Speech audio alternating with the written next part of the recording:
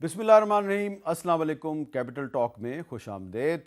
27ویں آئینی ترمیم پاکستانی پارلیمنٹ کے اپر ہاؤس یعنی کہ ایوان بالا سینٹ آف پاکستان سے منظور ہو گئی ہے۔ اپوزیشن کے جو دو سینیٹرز ہیں احمد خان صاحب اور سیف اللہ ابڑو، انہوں نے اس 27ویں آئینی ترمیم کی حمایت کی ہے۔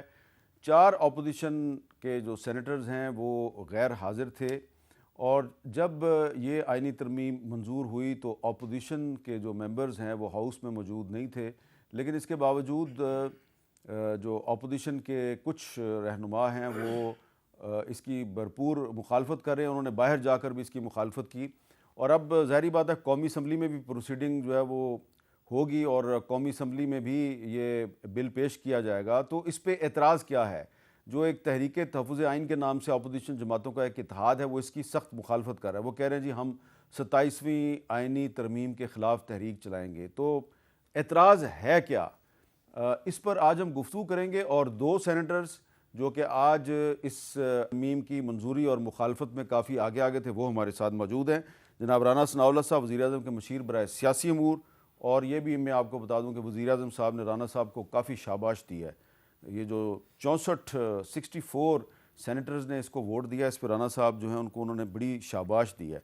کیوں دیا یہ ہم ابھی ان سے پوچھیں گے۔ اور سینیٹر بیرسٹر علی ظفر صاحب جو کہ سینٹ میں پاکستان تحریک انصاف کے پارلیمانی لیڈر ہیں، وہ بھی ہمارے ساتھ موجود ہیں۔ انہوں نے مخالفت کی آج ترمیم کی فلور آف دی سینٹ پر، اور اس کے بعد پھر وہ واک آؤٹ کر گئے۔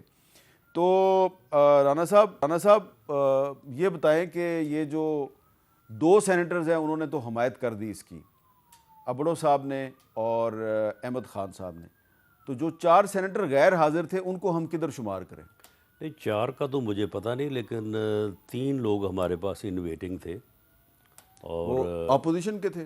بہرحال ان کی اب نشاندہی کرنا تو مقصد نہیں ہے۔ اچھا، لیکن یہ ہے کہ ہمارے پاس اس مرتبہ جو ہے وہ 67-68 کا نمبر تھا، اور عرفان صدیقی صاحب آپ کے علم میں ہے کہ وہ پہلے ہمیں بڑی امید تھی کہ وہ بھلے ویل چیئر پہ ہی لیکن وہ اپنا ووٹ کاسٹ کریں گے، تو ان کی طبیعت زیادہ خراب ہو گئی کل۔ ان کی طبیعت بہت زیادہ خراب ہے، اللہ تعالیٰ ان کو صحت دے۔ اللہ تعالیٰ ان کو صحت دے، تو وہ اپنا ووٹ کاسٹ نہیں کر سکے۔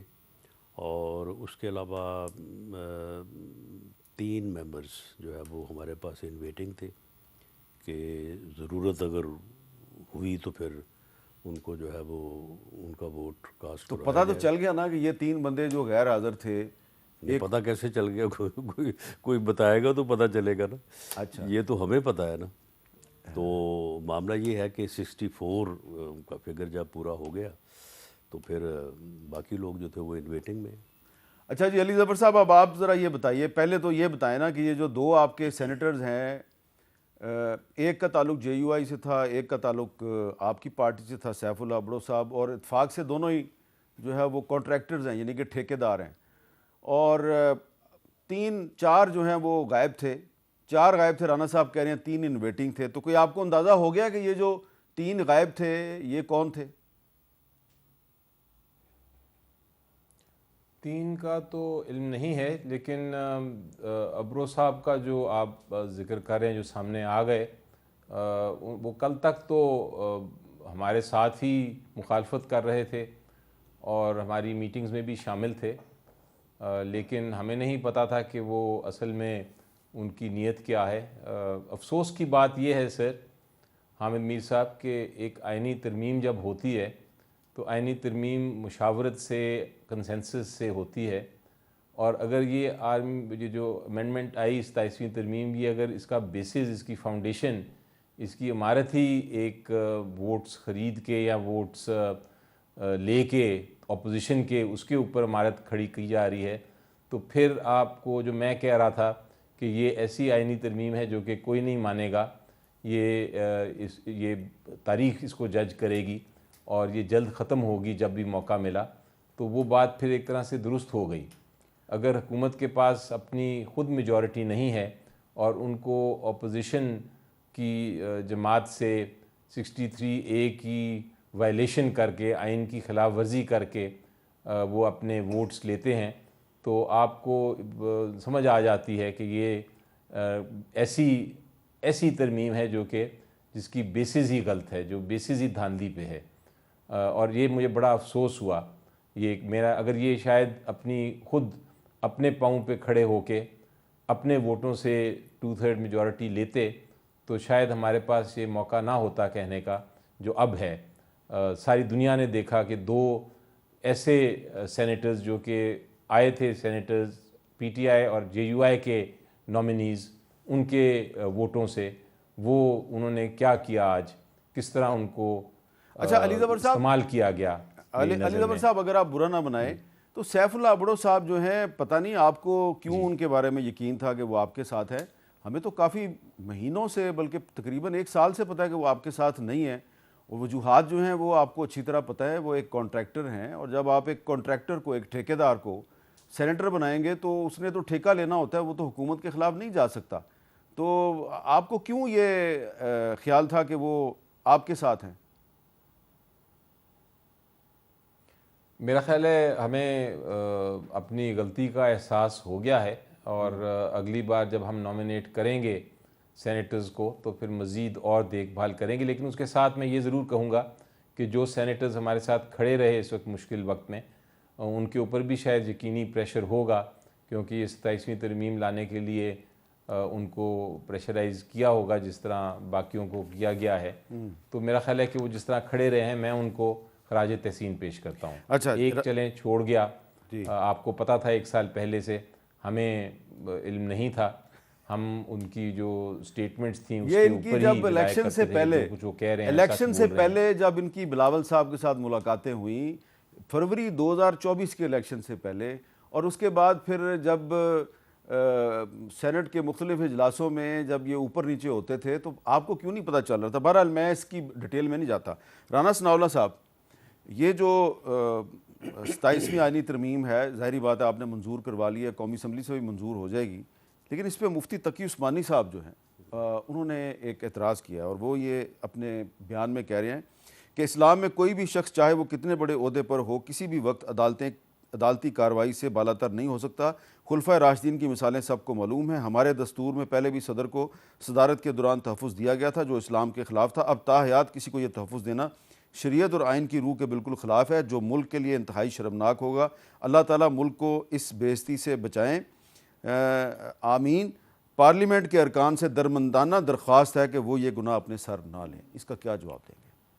دیکھیں، پہلی بات تو یہ ہے کہ جو علی ظفر صاحب نے بات کی ہے، تو اگر انہیں اپنی غلطی کا احساس ہو گیا ہے، جو کہ انہوں نے فرمایا کہ ہمیں غلطی کا احساس ہو گیا ہے اور آئندہ ہم اس کا جو ہے وہ خیال کریں گے، تو انہیں اپنی غلطی کے اس احساس کے اوپر جو ہے وہ غلطی کی معافی مانگنی چاہیے، نہ کہ اس بات کے اوپر جو ہے وہ ایک ایسی کانسٹیٹیوشنل امینڈمنٹ جس سے ملک کا آئین بہتر ہوا ہے، ملک میں انصاف کا نظام بہتر ہوا ہے، اور ملک کے ہیروز کو جو ہے وہ ان کا کریڈٹ دیا گیا ہے، ان کو ایکنالج کیا گیا ہے، کہ اس کے اوپر جو ہے یہ کہیں کہ جی وہ یہ ترامیم جو ہے وہ اس لیے ٹھیک نہیں ہے کہ ہمارے 2 لوگوں نے جو ہے وہ ان کو ووٹ دے دیا۔ سیف اللہ ابڑو صاحب نے بعد میں کھڑے ہو کے بتایا کہ انہوں نے کیوں ووٹ دیا ہے۔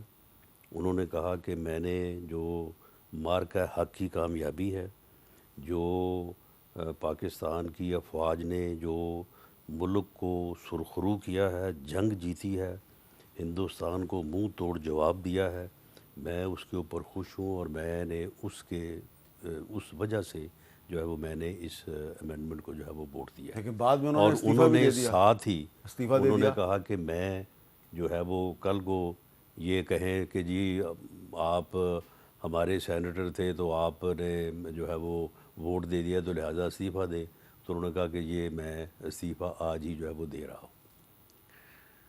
معاملہ یہ ہے کہ اب تک اپوزیشن جو ہے اس امینڈمنٹ کے کسی حصے کے اوپر، یعنی یہ کہے جا رہے ہیں کہ جی یہ اس امینڈمنٹ سے جی آئین کا حلیہ بگڑ گیا ہے، اس امینڈمنٹ سے جی ملک کا نقصان ہو گیا ہے، اس امینڈمنٹ سے جو ہے وہ عدلیہ جو ہے وہ اس کی انڈیپینڈنس ختم ہو گئی ہے، لیکن اس کے ایک حصے یا ایک شق کے اوپر یہ اعتراض نہیں کر سکے کہ جی یہ شق ہے اور اس کے اوپر یہ اعتراض ہے اور یہ اس وجہ سے اور اس طرح سے جو ہے وہ اس کا نقصان ہوگا لیکن اب مفتی تقی ملک عثمانی کو صاحب یا کا قوم اعتراض کو۔ آ گیا نا۔ اب تقی عثمانی صاحب نے جو بات کی ہے، دیکھیں انہوں نے جو ہے وہ جو بات کی ہے خلفائے راشدین کے حوالے سے، اب معاملہ یہ ہے کہ کیا کانسٹیٹیوشن میں یہ بات پہلے نہیں تھی؟ پہلے جو ہے وہ جو صدر کا جو آفس ہے، جو کانسٹیٹیوشنل آفس ہے، اس کو یہ جو استثناء ہے یہ پہلی بار دیا گیا ہے؟ یہ تو اس سے پہلے بھی تھا، اور یہ پہلے جو ہے وہ اس ٹینیور تک تھا کہ جب تک وہ آفس میں ہوگا۔ اب اس میں جو ہے اس کو ایکسٹینڈ کیا گیا ہے، لیکن ساتھ اس کو اس بات سے منسلک کر دیا گیا کہ اگر وہ دوبارہ کوئی پبلک آفس جو ہے وہ ایکسیپٹ کرتے ہیں تو یہ استثناء جو ہے یہ ختم ہو جائے گا۔ تو معاملہ یہ ہے کہ اب مفتی صاحب کو میرا خیال ہے کہ انہوں نے شاید اس کو نہ تو پوری طرح سے دیکھا ہے، نہ انہیں کانسٹیٹیوشنل جو ہے وہ جو معاملات ہیں اس وہ کے فیڈرل متعلق، شریعت کورٹ کے جج رہے ہیں۔ جی فیڈرل شریعت کورٹ کے وہ جج رہے ہیں نا، وہ فیڈرل کانسٹیٹیوشنل کورٹ کے جج نہیں رہے۔ معاملہ یہ ہے کہ پوری دنیا میں مسلمان ممالک بھی اس میں شامل ہیں اور جمہوری ملک بھی شامل ہیں، اس میں جو آئینی آفسز ہیں یا اس قوم کے جو ہیروز ہیں ان کے لیے اس قسم کی ریکگنیشن، ہیروز پہ تو اعتراض نہیں کیا نا جو ہے مفتی تقی عثمانی وہ صاحب۔ دیا جاتا ہے۔ مفتی تقی عثمانی صاحب نے آرمی چیف یا فیلڈ مارشل یا کسی اور پہ اعتراض نہیں کیا، وہ کہہ رہے ہیں صدر مملکت، ہاں جی، صدر مملکت یہ کو تاحیات صدر مملکت استثناء کیوں دیا گیا؟ جو کہ یعنی ملک کا آئینی سربراہ ہے، اور اس حوالے سے اسے اپنا جو پیریڈ آف آفس ہے اس سے استثناء اسے جو ہے وہ 1973 سے حاصل ہے، اس سے پہلے سے حاصل ہے، پوری دنیا میں جو ہے وہ آئینی سربراہوں کو حاصل ہے۔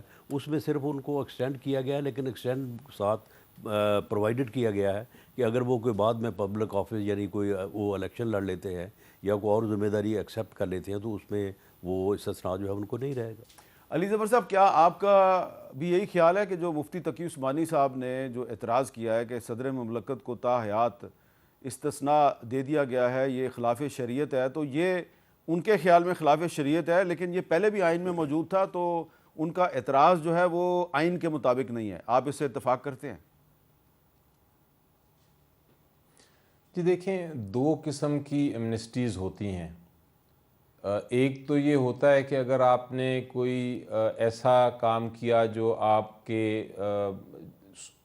کا شعبہ ہے یا جو آپ کی جورسڈکشن ہے یا طاقت ہے، اگر آپ پریزیڈنٹ ہیں اور آپ نے پریزیڈنٹ کے طور پہ کوئی ایسا ایکشن لیا تو آپ کے خلاف ایکشن نہیں ہو سکتا۔ یہ بالکل صحیح ہے، آپ اپنے دائرۂ اختیار میں اگر آپ کوئی کام کرتے ہیں تو اس کے خلاف آپ کے خلاف کارروائی نہیں ہو سکتی، اور آئین یہ کہتا ہے، بلکہ یہ تو سول سرونٹس کے اوپر بھی یہی لاگو ہے۔ اگر آپ سیکٹری ہیں اور آپ بہت سارے کاروبار کر رہے ہیں تو آپ کے خلاف کوئی ایکشن نہیں لیا جا سکتا جو آپ اپنی جائز پاورز ایکسرسائز کر رہے ہیں۔ لیکن یہ کسی دنیا میں نہیں ہے کہ اگر آپ قتل کر دیتے ہیں اور آپ کہتے ہیں کہ میں پریزیڈنٹ ہوں، میں قتل کر رہا ہوں کسی کو، تو میرے خلاف کوئی ایکشن نہیں لیا جا سکتا۔ یہ ہر آئین، ہر سول لاء، ہر پرنسپل اور اسلام کے پرنسپلز کے خلاف بھی ہے۔ یہ نہیں ہو سکتا کہ آپ چوری کریں اور چوری کر کے آپ کہیں گے جی میں چونکہ پریزیڈنٹ ہوں تو میرے خلاف تاحیات آپ کوئی کام نہیں، کوئی کارروائی نہیں کر سکتے۔ ہمیں اعتراض اس سیکنڈ ایسپیکٹ سے ہے۔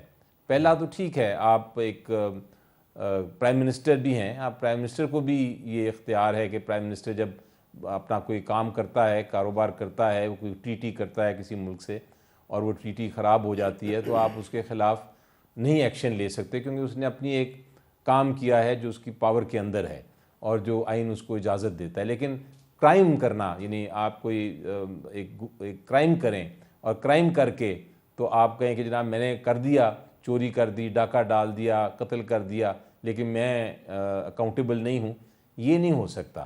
یہ تقی عثمانی صاحب اس پوائنٹ پہ بتا رہے ہیں۔ میری اگر رانا صاحب نے ذکر کیا ابھی کہ انہوں نے کہا کہ کوئی اعتراض کسی قسم کا 27ویں ترمیم کے اوپر ہم نے نہیں کیا. شاید رانا صاحب نے میری سپیچ نہیں سنی تھی جو آدھے گھنٹے کی تھی سینٹ میں, اور میرا خیال ہے رانا صاحب بیٹھے ہوئے تھے, اور میں نے ان کو ایڈریس بھی کیا تھا ایک وقت کہ آپ سنیں میری یہ باتیں میں جو کر رہا ہوں یہ کوئی ہوا میں نہیں کر رہا, میں آپ کی آئین میں جو پرابلم 27ویں ترمیم میں جو مسائل ہیں ان کی نشاندہی کر رہا ہوں, اور میں بحث کر رہا ہوں, دلائل دے رہا ہوں کہ یہ کیوں غلط ہے. تو اس میں وہ سارا کچھ میں نے کہا تھا, اہم بات اور میں تھی نے نا, بتایا تھا کہ کس طرح میں اس کا جواب دیتا ہوں کہ وہ غلط تھی. اچھا, اور وہ کہہ رہے ہیں آزادی ہے. وہ کہہ رہے ہیں میں نے آپ کی تقریر سنی تھی اور میں آپ کے ایک اعتراض کا جواب دینا چاہتا میں نے ان کی جو ہے وہ پوری سپیچ سنی.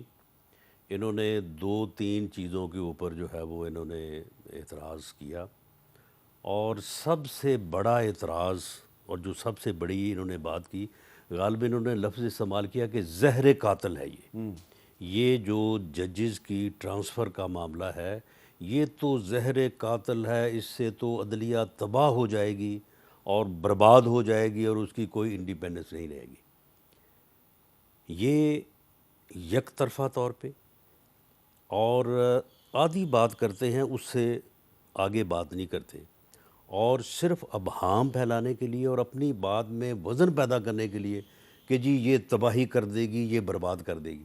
اب دیکھیں کہ ہائی کورٹ کا ایک جج جو ہے اس کی ٹرانسفر ہوتی ہے دوسری ہائی کورٹ میں, وہ ٹرانسفر کون کرے گا؟ کیا وہ وزیر اعظم کرے گا, کیا وہ پریزیڈنٹ کرے گا, کیا وہ حکومت کرے گی؟ وہ ٹرانسفر جو ہے وہ جوڈیشل کمیشن کرے گا. جوڈیشل کمیشن میں کون لوگ بیٹھے ہیں؟ جوڈیشل کمیشن میں 5 سینئر ترین سپریم کورٹ کے ججز بیٹھے ہیں. اس کے بعد اس میں وہاں پہ جو ہے وہ 2 اپوزیشن کے لوگ بیٹھے ہیں, وہاں پہ 2 جو ہے وہ حکومت کی طرف سے لوگ بیٹھے ہیں, وہاں پہ اٹارنی جنرل اور لا منسٹر بیٹھے ہیں, وہاں پہ جو ہے وہ سول سوسائٹی کا ایک جو ہے وہ نمائندہ بیٹھا ہے. یہ ٹوٹل جو, اور وہاں پہ بار کا نمائندہ بیٹھا ہے, یعنی وہاں پہ بار موجود ہے, حکومت موجود ہے, اپوزیشن موجود ہے, اور سب سے زیادہ تعداد میں سپریم کورٹ کے سینئر ترین جج بیٹھے ہیں. یہ 13 لوگ بیٹھے ہیں. اب یہ 13 لوگ جو ہیں اگر اس جج کی جو ہے وہ ایک ہائی کورٹ سے دوسرے ہائی کورٹ میں ٹرانسفر کرتے ہیں, جب یہ ٹرانسفر کریں گے جس ہائی کورٹ میں وہ جج ہوگا اس کا چیف جسٹس بھی بیٹھے گا بیچ میں, جس ہائی کورٹ میں اس نے ٹرانسفر ہونا اس کا چیف جسٹس بھی بیٹھے گا. اچھا, یعنی ان 13 میں یہ لوگ جو ہے یہ ویسے ہی اکثریت میں ہوں گے. تو آپ مجھے یہ بتائیں کہ اگر سپریم کورٹ کے جو ہے وہ chief justice supreme court, chief justice constitutional court, جس جگہ پہ وہ جج صاحب کام کر رہے ہیں وہاں کا چیف جسٹس, جس ہائی کورٹ میں جانا ہے وہاں کا چیف جسٹس, اگر یہ لوگ جو ہے یہ کسی بنیاد پہ یا کسی ریزن پہ ٹرانسفر کرتے ہیں تو یہ کیا عدلیہ کی بربادی ہو گئی ہے؟ یعنی یہ لوگ جو سارے جو اتنے, یعنی 4 چیف جسٹس صاحبان بیٹھے ہیں, 3 سینئر ترین جج بیٹھے ہیں, تو ان کے اوپر جو ہے وہ اتنا عدم اعتماد, اور اگر وہ جو جج صاحب ہیں اس کے باوجود وہ حکم ماننے سے یا وہ آرڈر ماننے سے انکار کر دیتے تو اس میں یہ تھا کہ وہ ریٹائرڈ تصور ہوں گے. ویسے تو میں سمجھتا ہوں کہ یہ مس کنڈکٹ ہے, اور ایسا آدمی ایسے جج صاحب جو اتنے بڑے فورم کی جو ہے وہ حکم عدولی کرے تو وہ جو ہے وہ ان کو پینشن اور ساری مراعات جو ہے وہ کا حقدار نہیں ہونا چاہیے.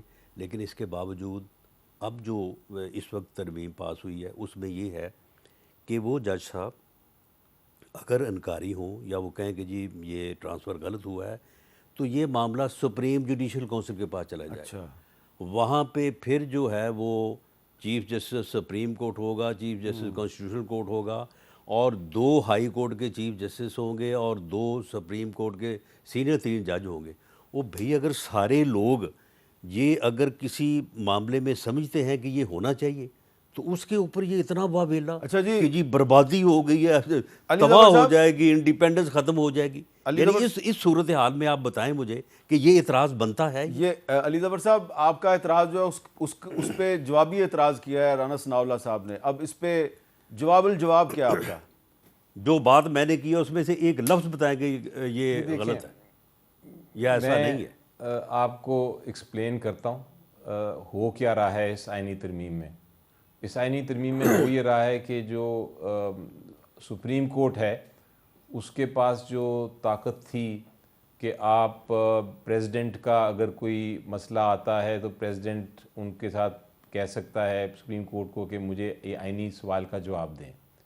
اگر کوئی دو پروونسز میں کوئی لڑائی ہو یا کوئی ڈسپیوٹ ہو تو وہ بھی سپریم کورٹ سیٹل کر سکتا ہے. اگر کوئی بھی انسانی حقوق یا بنیادی حقوق کا معاملہ ہو یا کوئی بھی آئینی معاملہ ہو تو وہ بھی سپریم کورٹ کے پاس طاقت ہے اور پاور ہے کہ وہ اس کے اوپر فیصلہ دے سکتی ہے. اور وہ سپریم کورٹ کا مطلب ہے پورے جو 17 ججز ہیں بیٹھے ہوئے وہ ایک کانسٹیٹیوٹ کر کے فل کورٹ بھی فیصلہ دے سکتے ہیں. اب ہو یہ رہا ہے کہ یہ ساری پاورز جو ہیں، ساری طاقت جو ہیں سپریم کورٹ سے لے کے ایک نئی کورٹ جس کو انہوں نے فیڈرل کانسٹیٹیوشنل کورٹ کا نام دیا ہے اس کو دی جا رہی ہیں. نہیں یہ تو پاور ہے ہی، ایک سینئر سیشن یہ پاور ہی نہیں ہے. جج رانا صاحب کہہ رہے ہیں یہ پاور نہیں ہے، ڈسٹرکٹ سیشن جج رہ گیا. یہ پاور جو ہے یہ جو کہہ رہے ہیں کہ آئینی سوال اور یہ کہہ رہے ہیں کہ جی دو صوبوں کی لڑائی، اس میں سپریم کورٹ کو اگر پریزیڈنٹ کو بھیجے نا کوئی ریفرنس، اس میں صرف وہ ڈیکلیریٹری جو ہے نا وہ رائے دے سکتا ہے. جس کے اوپر حکومت عمل کرے نہ کرے اس کی اپنی سوال. یہ کون سی پاور ہے علی ظفر صاحب کو اپنی بات ذرا جس پاور کے جانے سے کوئی فرق پڑے گا؟ جی علی ظفر صاحب جی اب سپریم کورٹ رہ گیا ایک بڑا سینئر ڈسٹرکٹ اینڈ سیشن جج. وہ صرف ایک اپیلیٹ کورٹ رہ گیا جس کے پاس اتنی طاقت بھی نہیں ہے جو کہ ہائی کورٹ کے پاس ہے، کیونکہ ہائی کورٹ کے پاس آرٹیکل 199 کی طاقت ہے. اب آ جائیں آپ کانسٹیٹیوشنل کورٹ پہ. کانسٹیٹیوشنل کورٹ کی سب سے پہلی شک یہ ہے کہ پریزیڈنٹ صاحب ڈیسائیڈ کریں گے کہ کتنے جج ہونے چاہیے اس میں، تاکہ ایک چھوٹی کوانٹٹی کے ججز ہوں. زیادہ 17 ججز نہیں، ان میں سے کوئی چوز کریں گے پورے پاکستان میں سے وہ کچھ چند ججز.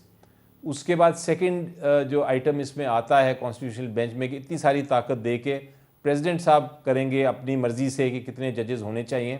اور ججز کی ایج جو ہے وہ 68 کی ہے، یعنی کہ جو ججز ریٹائر کر رہے ہیں سپریم کورٹ سے اور ہائی کورٹ سے ان کو لگایا جائے گا. اور لگائے گی کون؟ جے سی پی. جے سی پی کون ہے؟ رانا صاحب نے ذکر کیا کچھ ممبرز کا، لیکن میں بھی جے سی پی کا ممبر ہوں اور مجھے یہ پتہ ہے کہ ابھی تک جتنے فیصلے ہوئے ہیں جے سی پی کے وہ وہی فیصلے ہیں جو کہ حکومت کے ہیں، کیونکہ حکومت کے پاس نمبرز ہیں. تو حکومت یہ کرنا چاہتی ہے اور یہ حقیقت ہے. اس میں اگر آپ ریکارڈ دیکھنا چاہیں تو میں آپ کو دکھا سکتا ہوں. حقیقت یہ ہے کہ یہ جو پہلے ججز 7 8 6 5 جتنے بھی لگیں گے پریزیڈنٹ صاحب جو لگائیں گے وہ سارے کے سارے حکومت جو ہے اپنی مرضی سے اپوائنٹ کرے گی. اور وہ کن کو کرے گی؟ لیکن علی ظفر صاحب یہ جو جوڈیشل کمیشن آف پاکستان ہے، جب آپ کی پارٹی کی حکومت تھی تو اس وقت بھی جو حکومت کا جو فیصلہ ہوتا تھا جوڈیشل کمیشن آف پاکستان ویسا ہی فیصلہ کرتا تھا. نہیں، اس وقت جوڈیشل کمیشن 2 تھیں. اس وقت یہ جوڈیشل کمیشن نہیں تھی. یہ جوڈیشل کمیشن آف پاکستان 18ویں ترمیم میں بنائی گئی. اس سے پہلے ایک جوڈیشل کمیشن تھی جس میں ججز کی تعداد تھی اور ایک پارلیمنٹری کمیٹی تھی. وہ پارلیمنٹری کمیٹی الگ فیصلہ کرتی تھی اور جے سی پی جو اس وقت کی کمیشن تھی جوڈیشل کمیشن وہ الگ کرتی تھی. اس کا نام مختلف تھا لیکن مجھے یاد ہے کہ اس کمیٹی میں رانا صاحب بھی شامل ہوتے تھے. وہ پارلیمانی کمیٹی سے ججز اپوائنٹ ہوئے. اب دیکھیں میر صاحب، آپ دیکھیں وہ کہتے ہیں نا کہ وہ ایک مثال ہے کہ میں ذرا ایک بریک لے لوں. اس کے علاوہ آپ ایک اور چیز دیکھیں میر صاحب، چلو وہ بھی بتا دیں. ہاں جی کہ ایک اور بڑا ایک کیوس کریٹ کر رہی ہے. اور میں نے یہ پوائنٹ آؤٹ کیا تھا اپنی اسپیچ میں بھی جی کہ ہمارا سسٹم ایک ہے پریسیڈنٹس کا، یعنی کہ ہمارا ایک جوڈیشل سسٹم ہے کامن لاء کا. اور وہ کہتے ہیں کہ سپریم کورٹ کی جتنی پچھلے 40 50 60 70 سال سے جو ججمنٹس ہیں وہ بائنڈنگ ہیں، وہ ایک قانون کا حصہ ہیں. اب انہوں نے یہ کر دیا ہے کہ جو نیا کانسٹیٹیوشنل کورٹ بنائیں گے یہ کسی بھی پریسیڈنٹ جو سپریم کورٹ کا ہے، کیونکہ سپریم کورٹ سے یہ ایک درجہ اوپر ہوگی، اس نے آئینی فیصلے کرنے ہیں، تو جتنے سپریم کورٹ کے فیصلے ہیں وہ اس پہ بائنڈنگ نہیں ہوں گے۔ اچھا، تو آپ سوچ سکتے ہیں کہ سارے کے سارے قوانین جو 70-80 سال کے ہمارے جو عدالتوں نے فیصلے دیے ہوئے ہیں، وہ سارے انہوں نے ایک سٹروک آف پین سے، ایک آئینی ترمیم اچھا، اس پہ آپ جسٹس منصور علی جوڈیشل کیوس دیکھیں، منصور علی شاہ صاحب نے ایک خط بھی لکھ دیا ہے، ہوگا۔ تو اس پہ بھی میں مزید بات کرتا ہوں ایک وقفے کے بعد۔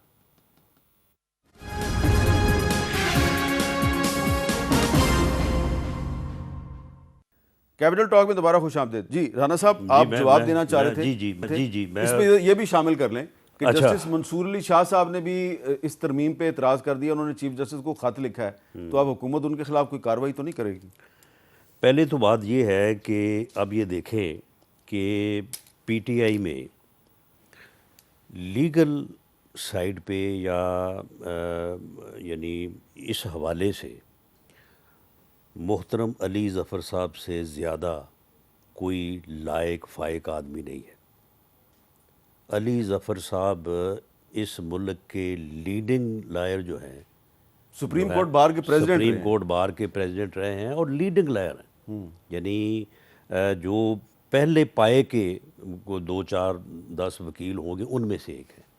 اب انہوں نے جو اعتراض کیے ہیں، اگر ان اعتراضات کا یہ حال ہے تو پھر میری بات یہ صحیح ہے کہ یہ صرف مخالفت اس ترمیم کی اس لیے کر رہے ہیں کیونکہ وہ حکومت کر رہی ہے، نہیں لیکن اور اپوزیشن نے جو ہے وہ مخالفت کر لی لیکن ہے۔ وہ آپ مجھے بتائیں کہ اب یہ انہوں نے ایک تو وہ اعتراض کیا نا کہ جی آئینی سوال جو ہے وہ سپریم کورٹ کو بھیجا جا سکتا تھا، اگر 2 صوبوں میں لڑائی ہو تو وہ سپریم کورٹ کو بھیجا جا سکتا تھا۔ بھئی معاملہ یہ ہے کہ وہ اب جو ہے وہ یہ کانسٹیٹیوشنل کورٹ میں بھیج سکتا ہے، کو بھیجا جائے گا۔ اگر سپریم کورٹ کو یہ پریزیڈنٹ بھیجتا تھا تو اس کی کیا پاور تھی؟ اس کے اوپر جو بھی رائے سپریم کورٹ دیتا وہ اس کی ڈیکلیریٹری جو ہے نا وہ ویلیو ہوتی، یعنی حکومت عمل کرے نہ کرے ایک اوپینین۔ تو یہ کون سا اختیار تھا جو ہے وہ اس سے چلا گیا؟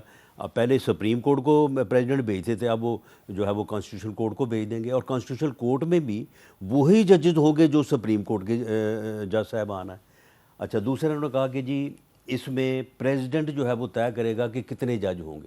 بھئی سپریم کورٹ میں کتنے جج ہوں گے یہ کون طے کرتا ہے؟ یہ بھی پارلیمنٹ کا اختیار ہے، اور آئین میں درج ہے کہ جب تک پارلیمنٹ یہ طے نہ کرے گی کہ سپریم کورٹ کے کتنے ججز ہوں گے اس وقت تک جو ہے وہ پریزیڈنٹ طے کرے گا۔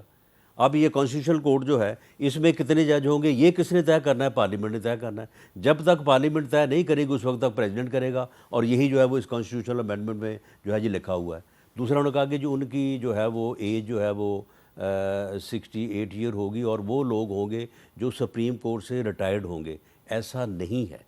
سپریم کورٹ میں جو ججز جو ہیں وہ سرو کر رہے ہوں گے، یا جو لوگ ہائی کورٹ میں سرو کر رہے ہیں، اس میں باقاعدہ اس امینڈمنٹ میں ہے کہ کوئی بھی جج اگر وہ ہائی کورٹ کا جج ہے اور اس کی سروس جو ہے وہ 5 سال سے زیادہ ہے، وہ کانسٹیٹیوشنل کورٹ میں جو ہے وہ اس کو تعینات کیا جا سکتا ہے۔ اسی طرح سے سپریم کورٹ کے کچھ ججز ہیں وہ بیفور ریٹائرمنٹ جو ہے وہ ان کو ایلیویٹ جو ہے وہ کیا جا سکتا ہے۔ اور اب معاملہ یہ ہے کہ یہ جو کانسٹیٹیوشنل کورٹ ہے اس میں سپریم کورٹ کے وہ ججز جو سینئر بھی ہوں گے اور جو اپنی انٹیگریٹی کے حساب سے ان کی کم از کم 15 10 20 سال کی جو ہے وہ سروس ان کے جو ہے وہ سائٹ پہ ہوگی، ان لوگوں کو جو ہے وہ اس ذمہ داری جو ہے نا یہ دی جائے گی کہ جو بھی کانسٹیٹیوشنل اور لیگل ایشوز جو ہیں وہ درپیش ہوں ان کے اوپر جو ہے وہ اپنی رائے دیں۔ اور سپریم کورٹ جو ہے ریسٹ آف دی جو کیسز ہیں، یعنی کوئی 56,000 کیسز جو ہے وہ پینڈنگ ہے سپریم کورٹ میں، ان میں سے زیادہ سے زیادہ یہ جو اپنا لیگل یا کانسٹیٹیوشنل ہے یہ اس 56,000 میں سے کوئی جو 2,000 ہوں گے 3,000 ہوں گے وہ علیحدہ ہو جائیں گے۔ باقی جو سپریم کورٹ ہے وہ باقی لوگ جو 15 سال 10 سال اپنے کیسز کے فیصلوں کا انتظار کرتے ہیں ان کے جو ہے وہ فیصلے جلدی ہوں گے۔ تو آپ مجھے بتائیں کہ اس میں عدلیہ کی بربادی، جمہوریت کی خرابی اور ملک کی تباہی جو ہے بتائیں مجھے کس طرح سے ہو رہی ہے؟ ایک سوال میں نے کرنا ہے علی ظفر صاحب سے۔ علی ظفر صاحب، پہلے میں چاہتا ہوں کہ محمود خان اچکزئی صاحب نے آج ایک بات کی ہے، ذرا وہ سن لیں آپ۔ عمران کی پارٹی کے کارکن بضد تھے کہ اب تاریخ کب شروع کریں، تاریخ شروع ہو چکی، ہم نہ کسی کو گالی دیں گے न किसी को पत्थर मारेंगे, न किसी को बुरा भला कहेंगे। हमें है हुक्म अज़ा ला इलाहा इल्लल्लाह, हमने निकलना है। ये एहतजाज हमने शुरू कर दिया है। कोई किसी से हमारी ज़ाती कोई दुश्मनी नहीं, लेकिन जो हमारे आइन पे हमलावर होगा, जो हमारी बुनियादी इंसानी हकूक़ पे हमलावर होगा, जो पाकिस्तान के अवाम के हकूक़ पे हमलावर होगा, उसका हमने हाथ रोकना है। अच्छा अली ज़फ़र साहब, आपको याद होगा कि जब 8वीं तरमीम मंजूर हुई थी, 8th अमेंडमेंट, तो ये महमूद खान अचकज़ई साहब उसके ख़िलाफ़ सुप्रीम कोर्ट में गए थे और उसमें एक बड़ा फ़ैसला आया था जो अभी तक उसका हवाला दिया जाता है, महमूद खान अचकज़ई बनाम रियासत पाकिस्तान।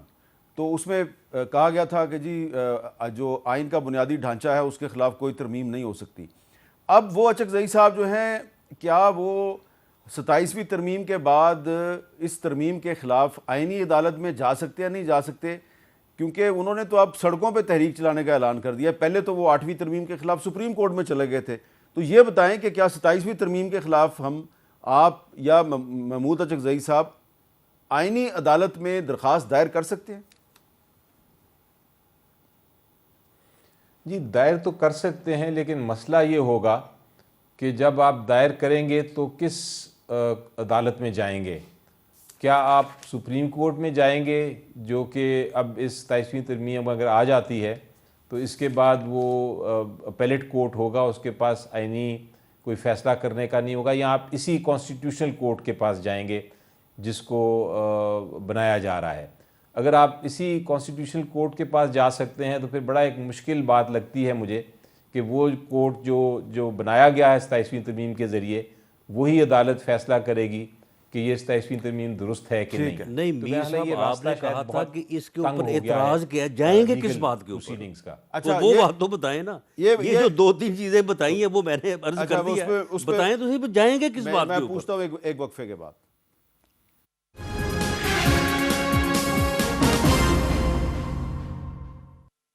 कैपिटल टॉक में दोबारा खुश आमदेद। अली ज़फ़र साहब, राना सनाउल्लाह साहब पूछ रहे हैं कि एक बड़ा एतराज़ बताएं, वो बड़ा एतराज़ बताएं। आपने पहले 2-3 एतराज़ बता दिए हैं, जजेस की ट्रांसफ़र का एतराज़ भी बता दिया, ये भी बता दिया कि सुप्रीम कोर्ट के पुराने फ़ैसलों का जो बाइंडिंग है वो अब बाइंडिंग नहीं समझे जाएंगे। और बड़ा एतराज़ क्या आपका? जी, बड़ा एतराज़ ये है कि जो आप जब कॉन्स्टिट्यूशनल केस की बात करते हैं तो हमेशा एक तरफ शहरी होता है और दूसरी तरफ जो हुकूमत होती है, क्योंकि आइन के मामले हुकूमत कोई ज़्यादती करती है और फिर वहाँ आप उसको चैलेंज करते हैं। तो अगर जो अपॉइंटमेंट्स हैं और जो कंट्रोल है कॉन्स्टिट्यूशन कोर्ट का, वो अगर हुकूमत के पास होगा तो हुकूमत अपने मनपसंद फैसले बता दें लेगी। कैसे तो होगा? आज़ादी जो है, ये जो एक amendment concept सामने है है, कि हो गई ना अदलिया पास। आज़ाद होनी बताएं चाहिए, कैसे है? वो हुकूमत के पास बिल्कुल कैसे डिस्ट्रॉय हो जाता है, वो बिल्कुल ख़त्म हो जाता है। तो आप देख लेंगे, मैं जो आज बात कर रहा हूँ, आप देखिएगा कि नहीं, ये तो जब कोई बात ना। ये अच्छा, देख मैं लेंगे एक जजेस सवाल करने बनेंगे ये तो मुझे आईनी बताएं कि बेंच किस तरह के, से हुकूमत के पास तो कंट्रोल होगा? नहीं देखिए बताएं। राना साहब वो- पहले अच्छा अली ज़फ़र साहब, मैं एक सवाल कर लेता हूँ राना हुकूमत साहब से। जो रिकमेंड करेगी। राना साहब अच्छा, पहले पहली बात जो है ना, वो प्रेसिडेंसी उन्होंने बात की है। सुप्रीम कोर्ट का प्रेसिडेंट जो है वो सुप्रीम कोर्ट के ऊपर इस तरह से लागू नहीं होता।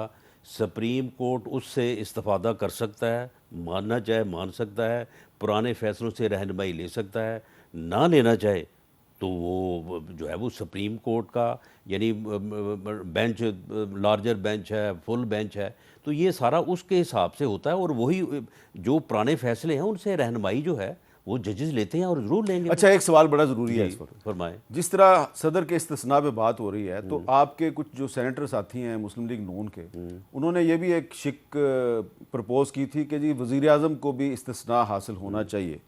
तो वज़ीर आज़म साहब ने कहा जी कि मुझे इसकी ज़रूरत नहीं है। लेकिन कुछ लोग ये कह रहे हैं कि जी वज़ीर आज़म शहबाज शरीफ साहब ने ये इसलिए वो शिक वापस कराई है कि बाद में फिर उसका फ़ायदा इमरान खान को हो जाना था। नहीं तो अगर हमने ये करना ही होता तो हम ये भी साथ कर देते कि ये जो फ़ायदा है ये आज से शुरू होगा।